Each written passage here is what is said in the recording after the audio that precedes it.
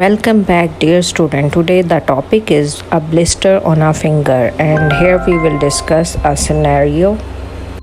So, the question is, a 53-year-old Hispanic woman made an appointment to evaluate a blistering eruption on her finger. By the time of consultation, 8 days later, the eruption had cleared, fortunately, and she had taken a photograph of the blister. It's that the eruption was painful at onset and that she has experienced a similar rash approximately 2 years ago. She works as a nurse aide in an extended care facility and had thrown shrubs the preceding weekend. She takes ibuprofen intermittently for arthritis and is on no other oral medication.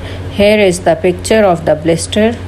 So, according to the picture and scenario, what is your diagnosis? The options are poison ivy, option B poison sumac, option C monkeypox, option D herpetic whitlow. You have 30 seconds for thinking.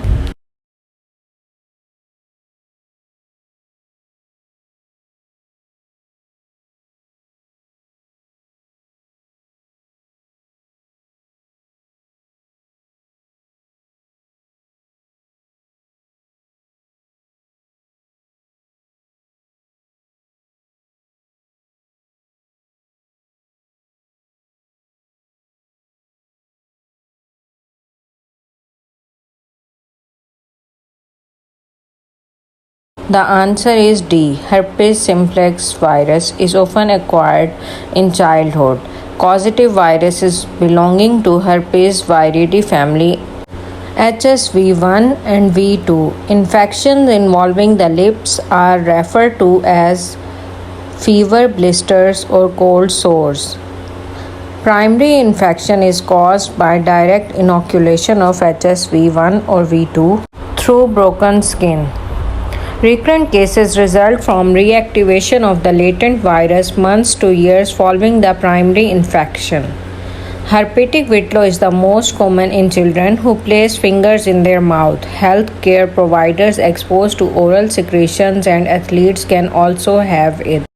The diagnosis is usually made by the history and examination, with the most common presentation being painful vesicles of clear fluid on an erythematous base occurring within 3 to 4 days of virus exposure. Occasionally, fluid may become turbid or opaque over time, with vesicles coalescing into bullae. The infection usually affects only one finger, but cases involving multiple digits have been reported. Conditions that should be considered in differential diagnosis are infection of fingertip pulp, fingertip cellulitis, or bacterial paronychia. In cases of uncertainty, T-Zang smear, viral culture, and PCR testing may be applied.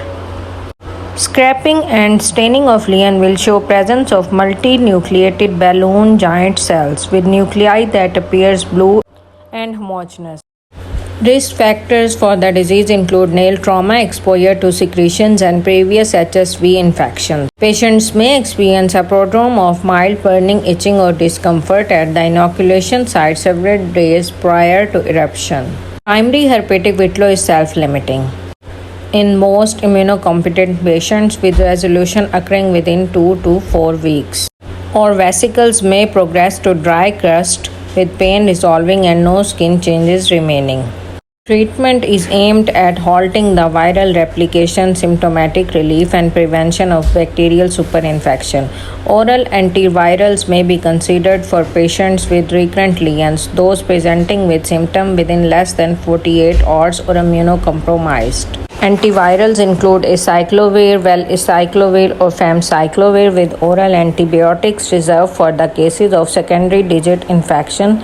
Incision and drainage are contraindicated, as manipulation can increase the likelihood of spreading and cause viremia. Prevention is achieved by patient education about viral spread to other locations and other individuals through direct contact is critical. Shedding of viral particle is present until the epidermal lesion is healed. Therefore, patients should be advised to keep protective barrier over the lesion. That was all for today.